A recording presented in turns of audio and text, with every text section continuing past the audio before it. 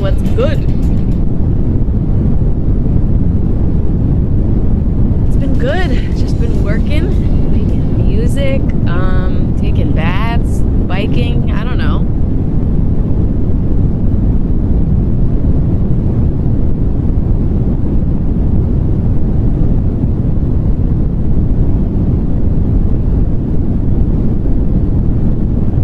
We wrote almost all of it in a day. We wrote like it was like at the end of a super uncreative day, and it was just like a last minute like, hey, should we try to write this? And then ended up just being so like out of this world inspired, and just wrote almost the entire song. And then the last verse we wrote, I think like 2 days later, I believe. But sometimes you need that. Sometimes you need to like sit on it for a second and then like, finish it off. But that's like really, really fast for us. We usually take like good solid chunks. But like it's just like it's so obvious that we were that inspired that it just was like there it was, you know what I mean?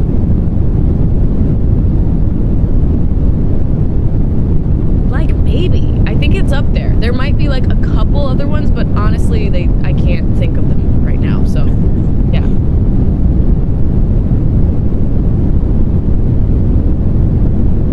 Whoa. Work. Like you know what? I not even work, but texts. I don't. Dude, I'm just I don't know. I guess I just have to accept that I'm just like a really bad texter. And the weird thing, like this is like a thing I find frustrating in my life, but I have no plan to change. But it doesn't matter how much I like somebody, like at all. Like I could love somebody and think they're the coolest person and want them to think I'm so cool, and I just won't respond to their text. But it has nothing to do with them. I don't know what to do about it. Oh my god, I can't bring myself to look at my texts at all. I can't do it. Yeah, straight up. Yeah.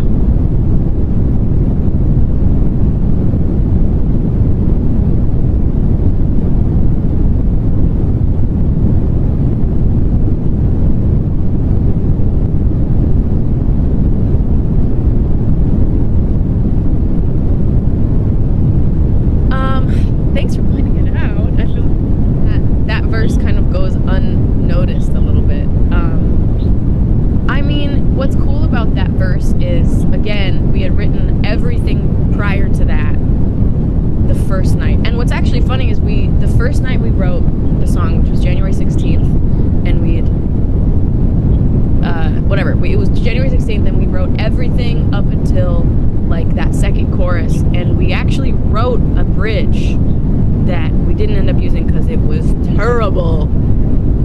So to us, we did write the entire song that night, and then the next couple days we were like, this bridge sucks, like what are we doing? Let's figure this out. And so I actually forgot about that. But then 2 days later we kind of went back in and we were like, okay, scrap the bridge, it's trash.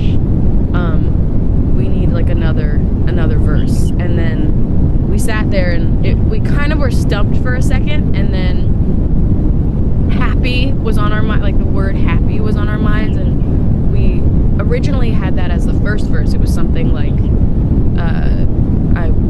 I want to be happy, or I don't know how to be happy, instead of I don't know how to feel. I don't actually remember, but I remember that was like we had some sort of idea, but we didn't really know what it was. And then as soon as we kind of hit that, like, think I forgot how to be happy, something I'm not, but something I can be, something I wait for. Because also, we really wanted it to end in this like more hopeful place, because we easily could have just been like, the song is devastating and then it ends devastating. But what was important to us was that that's not, what, like, the song, it's supposed to be like I don't even know, like, you can be miserable and also hopeful, and that's kind of, I don't know, it's hard to explain, but that was like really important to us, was like making sure that it felt like it wasn't giving up. Like, you're not not giving up. You're just expressing how you feel. And one day I might, someday I might. And something I wait for and something I'm made for. And I'm going to find that thing. And also, that was actually a moment we decided to do that because we were kind of writing like a downer ending, like just like I'm never gonna be, and then we were kind of talking about it, and this is when we kind of started thinking about like me, and I started thinking about me, and I think we were both like, let's write something that's like more hopeful, and that was more of like Phineas being like, hey, how about we be hopeful, like Billy. Let's write something hopeful, and then it's really him just being like, it's gonna get better. Let's write about it, Anyway, that's a lot of talking.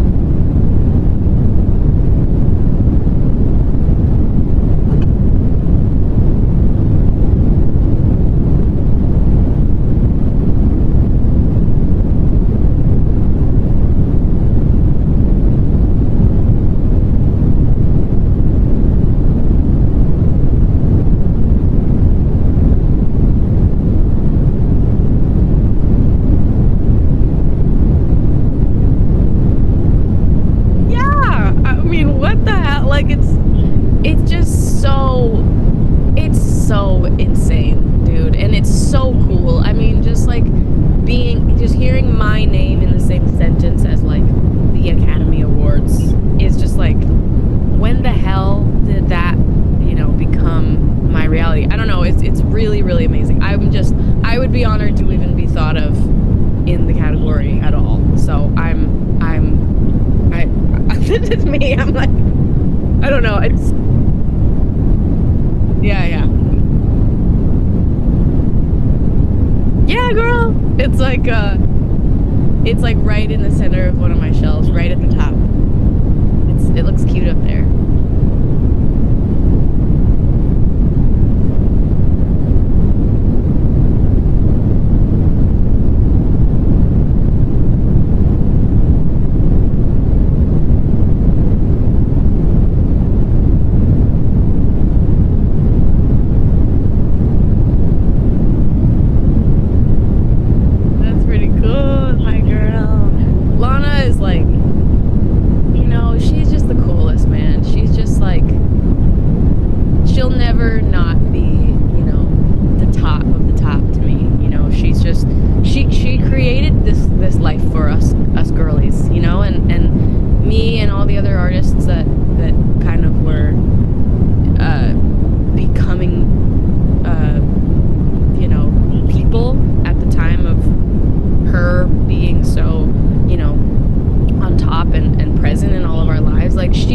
She really created a whole generation of people, and my music would not be what it is without her, and I wouldn't be the artist that I am, without her. And I think about it a lot. I play her albums just like on shuffle sometimes when I do my like show warm up. I've actually done that many times, and like my trainer wasn't like super familiar with her music, and I was just like, oh dude, like, oh, what's so sick is finding someone who's not really heard the music, like especially when it's somebody like Lana, who like everybody knows Lana, you can't find somebody that hasn't heard Born to Die. And then I know my bitch Christina probably been living under a rock for years, and she's like, what's this? I'm like,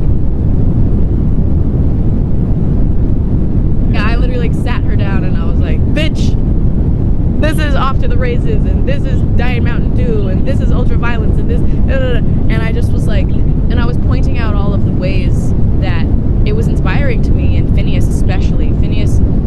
Phineas has talked about how Born to Die, the album, was like one of the main reasons he wanted to start producing in the first place, and I felt the same with like singing and just being an artist. Like that shit was incredibly life-changing for me. It was like different than anything else I'd ever heard. And anyway, Lana's the best. You gotta love her. And the fact that she's like saying that, like she doesn't need to say that, she doesn't need to be supporting me and supporting, Olivia, and supporting anybody younger and like becoming whatever. Like she doesn't owe anybody anything, and the fact that she's so giving and like so kind, and she calls me sometimes, and like she's just like, I don't know. She's just really generous and just she's good people, man.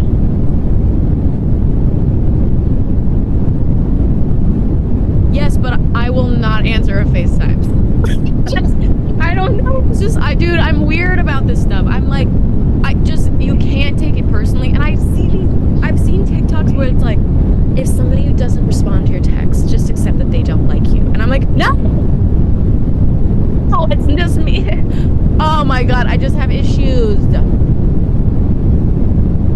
way to do it is call me on the phone right in the right time. Like, be psychic and aware that it's the right time. Right?